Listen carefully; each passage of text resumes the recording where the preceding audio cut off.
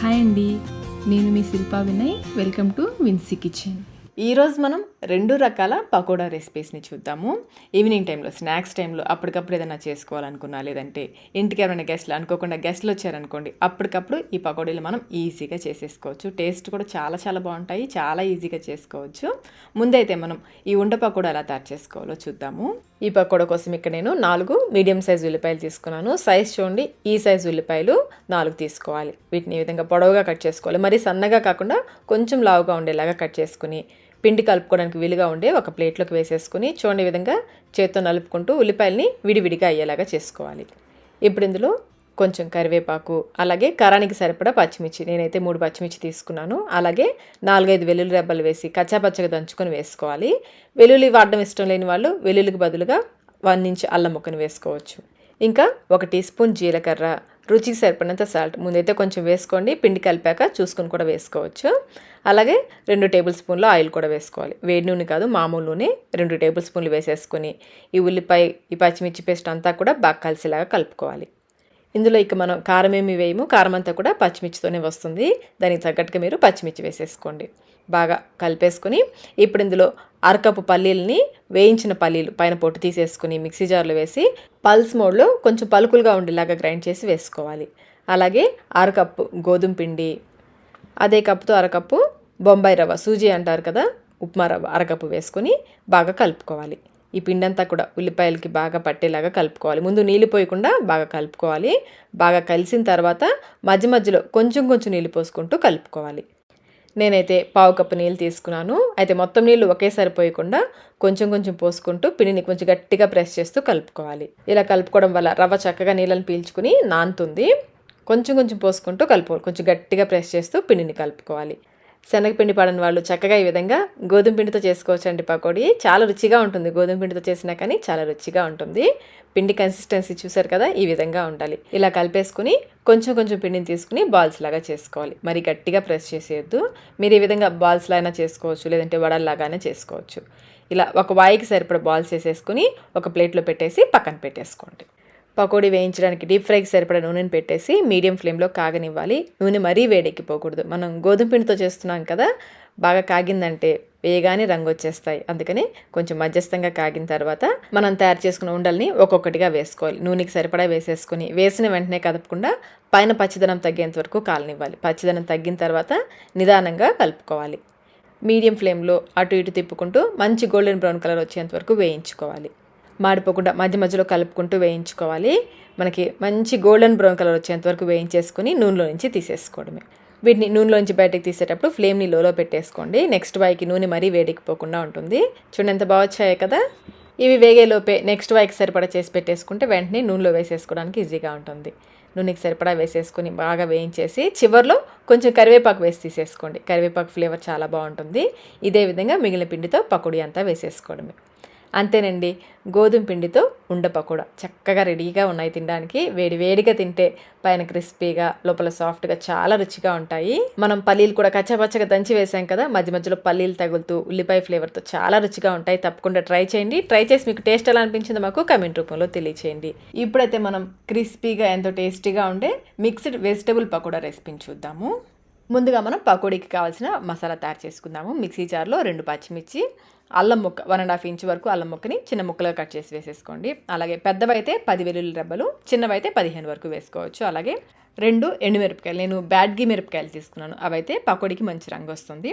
అలాగే 2 టేబుల్ స్పూన్ల ధనియాలు, 1 టేబుల్ స్పూన్ జీలకర్ర, 1 టేబుల్ స్పూన్ సోంపు. సోంపు అయితే తప్పకుండా వేసుకోండి, పకోడీకి సోంపు వల్ల మంచి టేస్ట్ వస్తుంది. ఇంకా 1/2 టీ స్పూన్ మిరియాలు. మీకు బాగా స్పైసీగా కావాలనుకుంటే మిరియాలు 1 టీ స్పూన్ వరకు వేసుకోవచ్చు. నీళ్లు పోయకుండా కచ్చాపచ్చగా గ్రైండ్ చేసుకోవాలి. చూడండి, ఈ విధంగా గ్రైండ్ చేసుకుని ఈ మసాలాని పక్కన పెట్టేసుకోండి. ఇప్పుడు ఒక పెద్ద మిక్సింగ్ బౌల్ తీసుకుని ఇందులో 2 కప్పుల క్యాలీఫ్లవర్ ముక్కలు వేసుకోవాలి. అలాగే 2 కప్పుల క్యాబేజీ కూడా చిన్న చిన్న ముక్కలుగా కట్ చేసుకుని 2 కప్పులు వేసుకోవాలి. అలాగే 1/2 కప్ ఉల్లిపాయ ముక్కలు స్లైసెస్గా కట్ చేసి వేసుకోండి. అలాగే 1/2 కప్ క్యారెట్ ముక్కలు, ఇంకా 1/2 కప్ వచ్చేసి క్యాప్సికమ్ మరీ పెద్దగా కాకుండా మరీ చిన్నగా కాకుండా కట్ చేసుకోవాలి. అలాగే 1/2 కప్ బంగాళదుంప ముక్కలు, ఇంకా హాఫ్ కప్ స్ప్రింగ్ ఆనియన్స్, ఉల్లికాడలు ఉంటాయి కదా, అవి కట్ చేసి వేసేసాను. ఇందులో వెజిటబుల్స్ ఏవి కావాలనుకుంటే అవి వేసుకోవచ్చు అండి. మీకు ఏవి అందుబాటులో ఉంటే అవి వేసుకోవచ్చు. ఇంకా మీరు ఇందులో బీన్స్ వేసుకోవచ్చు, బేబీ కార్న్ ఉంటాయి కదా, అవి కూడా చిన్న చిన్న ముక్కలు కట్ చేసి వేసుకోవచ్చు. మీకు నచ్చిన వెజిటబుల్స్ వేసుకోవచ్చు. ఇప్పుడు ఇందులో మనం గ్రైండ్ చేసుకున్న మసాలా ఉంది కదా, అదంతా వేసేసుకోండి. అలాగే రుచికి సరిపడినంత సాల్ట్, నేనైతే 1 టీ స్పూన్ సాల్ట్ వేస్తున్నాను. ఇంకా 1 టీ స్పూన్ కారం, half teaspoon garam masala. మీకు బాగా స్పైసీగా కావాలనుకుంటే గరం మసాలా 1 టీ స్పూన్ వరకు వేసుకోవచ్చు. 1 టేబుల్ స్పూన్ కసూరి మేతి. కసూరి మేతిని చూడండి విధంగా చేత్తో బాగా రబ్ చేస్తూ వేసుకోవాలి. ఇప్పుడు ఈ మసాలాలన్నీ కూడా కూరగాయ ముక్కలకి బాగా పట్టేలాగా కలుపుకోవాలి. ఇవన్నీ మనకి ఇంటికి ఎవరైనా గెస్ట్లు వస్తున్నారనుకోండి, ఈ మసాలాలన్నీ కలిపేసి కూరగాయ ముక్కలు వేసేసి బాగా కలిపేసుకుని మూత పెట్టి పక్కన పెట్టేసుకోండి. కరెక్ట్గా మనకి గెస్ట్లు వస్తున్నప్పుడు ఇందులో పిండి వేసి కలిపేసుకుని పకోడీ వేసేసుకోవచ్చు. క్రిస్పీగా వేడిగా సర్వ్ చేస్తే చాలా బాగుంటాయి ఈ పకోడీ అయితే. చూడండి ఈ విధంగా బాగా కలిపేసుకుని ఇందులో 1 కప్పు శనగపిండి, అలాగే పకోడీ బాగా క్రిస్పీగా రావడానికి 1/2 కప్పు బియ్యం పిండి వేసుకోవాలి. బియ్యం పిండికి బదులుగా కార్న్ఫ్లోర్ కూడా వేసుకోవచ్చు. మనం శనగపిండి ఎంత వేస్తామో దాంట్లో సగం బియ్యం పిండి వేసుకోవాలి. ముందైతే 1 కప్పు శనగపిండి, 1/2 కప్పు బియ్యం పిండి వేసి కలిపేసుకోండి. తర్వాత చూసుకుని మనకి ముక్కలకి సరిపడా పిండి తర్వాత అయినా కలుపుకోవచ్చు. ముందే పిండి ఎక్కువ వేసేయొద్దు. అలాగే ముందే నీళ్లు కూడా పోయొద్దు. మనకి కూరగాయల్లో తడి ఉంటుంది కాబట్టి ముందు నీళ్లు పోయకుండా కలుపుకొని తర్వాత కొంచెం నీళ్లు పోసుకుంటూ కలుపుకోవాలి. పకోడీ పిండి బాగా పొడిగా అనిపిస్తుంది కదా, నేను ఇంకొంచెం శనగపిండి వేస్తున్నాను. 1/2 కప్పు శనగపిండి వేస్తున్నాను. అలాగే 1/2 కప్పులో సగం 1/4 కప్పు బియ్యం పిండి వేసుకోవాలి. మనం శనగపిండి ఎంత వేసుకుంటామో దాంట్లో సగం బియ్యం పిండి వేసి చేసుకుంటే పకోడీ బాగా క్రిస్పీగా వస్తుంది. అలాగే పిండి కూడా కొంచెం గట్టిగా ఉండేలాగా కలుపుకోవాలి. నీళ్ళు కొంచెం పోసుకుంటూ చూసుకుంటూ పిండిని అయితే కొంచెం గట్టిగా కలుపుకోవాలి. పలచగా అస్సలు కలుపుకోవద్దు. చూస్తున్నారు కదా ఈ విధంగా గట్టిగా ప్రెస్ చేస్తూ పిండిని అయితే కొంచెం గట్టిగానే కలుపుకోవాలి. అలాగే ఇప్పుడు ఒకసారి టేస్ట్ చెక్ చేసుకొని మీకు సాల్ట్ కానీ, కారం కానీ, గరం మసాలా కానీ ఏమైనా తగ్గితే ఇప్పుడు వేసి కలుపుకోవచ్చు. నేనైతే ఇంకేం వేయట్లేదండి. మొత్తం అయితే 1.5 కప్పుల శనగపిండి, 1/4 కప్పు బియ్యం పిండి వేశాను.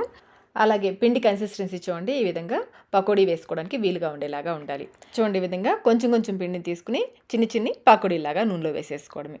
నూనె పెట్టేసుకుని స్టవ్ పైన బాగా కాగిన తర్వాత కొంచెం పిండి వేసి చూడండి కాగిందో లేదో. నూనె కాగిన తర్వాత కొంచెం ఈ మిశ్రమాన్ని తీసుకుని పకోడీలాగా వేసేసుకోవడమే. ఫ్లేమ్ అయితే మీడియంలోనే ఉండాలి, హైలో కానీ లోలో కానీ పెట్టద్దు. అలాగే పకోడీ కూడా మరి పెద్దవి కాకుండా కొంచెం చిన్నవే వేసుకుంటే త్వరగా వేగుతాయి, లోపల వరకు కూడా చక్కగా వేగుతాయి. ఆయిల్కి సరిపడా వేసేసుకుని పచ్చిదనం తగ్గేంత వరకు బాగా కాలనివ్వాలి. పచ్చిదనం తగ్గిన తర్వాత నిదానంగా కలుపుకుంటూ ఇవి మంచి రంగు వచ్చేంత వరకు వేయించుకోవాలి. మీడియం ఫ్లేమ్లోనే వేయించుకోవాలి. చూడండి ఈ విధంగా మంచి రంగు వచ్చేంత వరకు వేయించుకోవాలి. ఈ విధంగా వేయించేసుకుని నూనెలోంచి తీసేసుకోవడమే. నెక్స్ట్ అవి వేసేటప్పుడు నూనెని కొంచెం సేపు కాగనిచ్చాక వేసుకోవాలి. ఇదే విధంగా మిగిలిన పకోడీ అంతా వేసేసుకోవడమే. చూస్తుంటేనే అర్థమవుతుంది కదా పకోడీ ఎంత క్రిస్పీగా వచ్చిందో. టేస్ట్ కూడా చాలా బాగుంటుందండి. ఇందులో మనం ఒక మసాలా వేసాం కదా, దానివల్ల మంచి టేస్ట్ వస్తుంది. ఇంకా ఈ పకోడీకి మరింత రుచి రావడానికి పకోడీ అంతా అయిన తర్వాత పైనుంచి 1 టీ స్పూన్, నేనైతే 1 టీ స్పూన్ చాట్ మసాలా చల్లాను. మనం సర్వ్ చేసే ముందు చల్లుకోవాలి. టీ స్పూన్ చాట్ మసాలా, అలాగే సన్నగా తరిగిన కొత్తిమీర కూడా వేసేసుకుని ఈ చాట్ మసాలా అంతా కూడా పకోడీకి బాగా పట్టేలాగా కలుపుకోవాలి. చాట్ మసాలా అయితే తప్పకుండా వేసుకోండి, దానివల్ల పకోడీకి మరింత రుచి వస్తుంది. చూసారు కదా ఎంతో టేస్టీ ఇంకా క్రిస్పీ మిక్స్డ్ వెజిటబుల్ పకోడీ ఎంత ఈజీగా చేసుకున్నామో. మరి ఇంకెందుకు ఆలస్యం, మీరు కూడా ఈ పకోడీని ఒకసారి ఇంట్లో తప్పకుండా ట్రై చేయండి. ట్రై చేసి మీకు టేస్ట్ ఎలా అనిపించిందో మాకు కమెంట్ రూపంలో తెలియచేయండి. వీడియో నచ్చినట్లయితే లైక్ చేయండి, మీ ఫ్రెండ్స్కి ఫ్యామిలీ మెంబర్స్కి షేర్ చేయండి. ఇలాంటి మరిన్ని రెసిపీస్ కోసం మన ఛానల్ని సబ్స్క్రైబ్ కూడా చేసుకోండి. Thank you.